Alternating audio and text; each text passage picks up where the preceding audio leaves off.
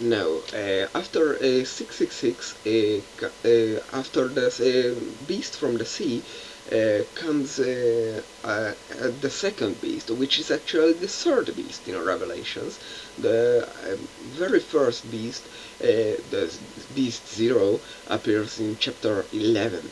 The second beast, which comes from the earth, is like the lamb, but talks as Satan, and makes people worship the first beast, I mean the beast from the sea, and builds some statue and makes wonders before the first beast, the beast from the sea.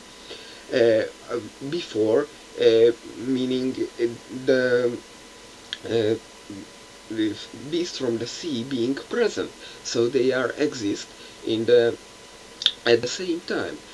I first thought that it could be the next dynasty of Roman emperors, but it seems not. The second beast is are the Jews again.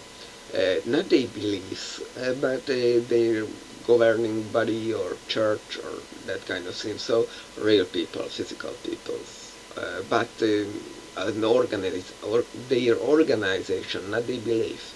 So let's move on. Uh,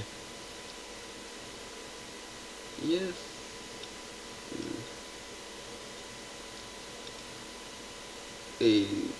There is that problem. Yeah, oh, that's not problem. Yes. Yes. Yeah, about Nero, it would be wise to mention that he was the first person who signed the Christians as a different group from the Jews, and he started some persecution, some hunting against them. Yeah, the and the Roman emperors claimed they are gods or at least divine. So that was blasphemous. That was a title being blasphemous for any Jews or especially Christians. Yep, and don't forget that John says that 666 you have to count out. Who John refers to? Well, in the first chapters we saw the book of Revelations was sent as letters to churches of his time, so it must be about the first century happenings, not some futuristic bullshit. Uh, yes, then comes the infamous 144,000 thing.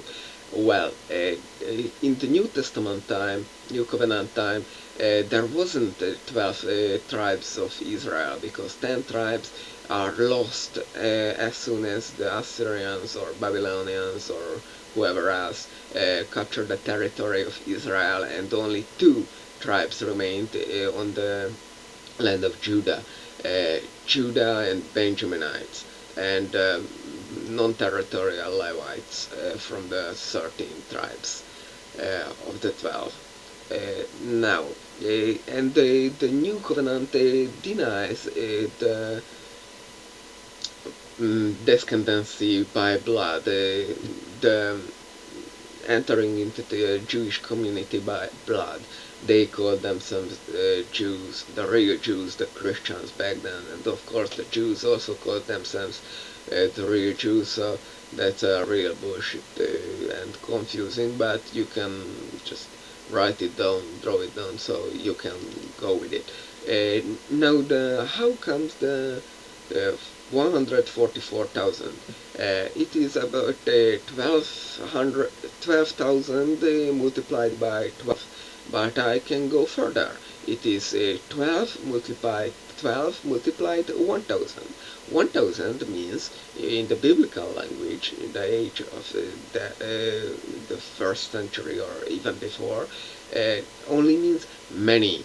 The first 12 refers to obviously the tribes which are lost, so this is just all of the symbolic Israel or the Christian believers, and the other 12 is the apostles. In the very last chapters 21 or 24, you can even see a support for this.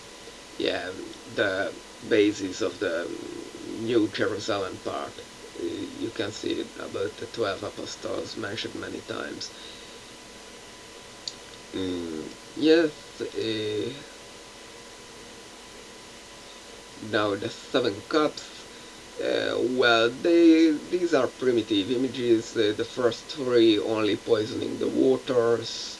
The fourth and fifth just God trying new way to force and convert the Gentiles and non-believers.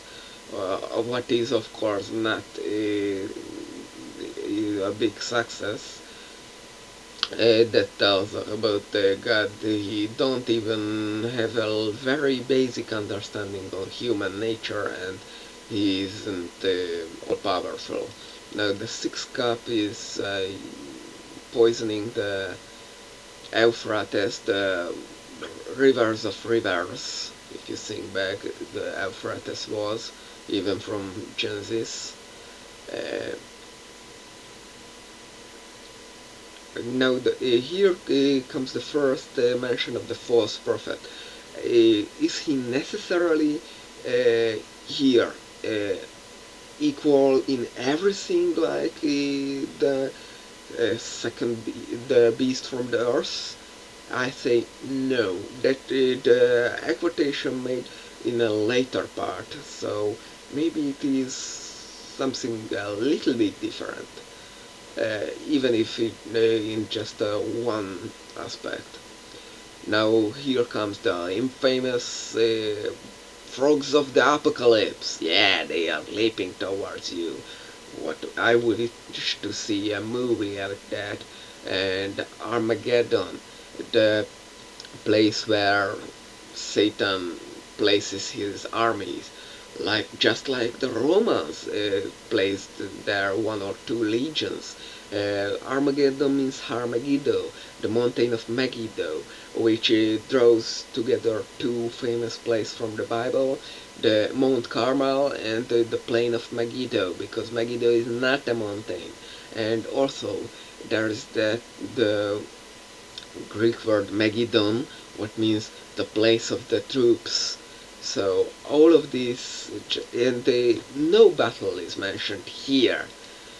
So Armageddon is just a reference on the first century happenings and nothing more. We don't have to think about anything else because John's revelation don't say anything else here, and I again ran out of time.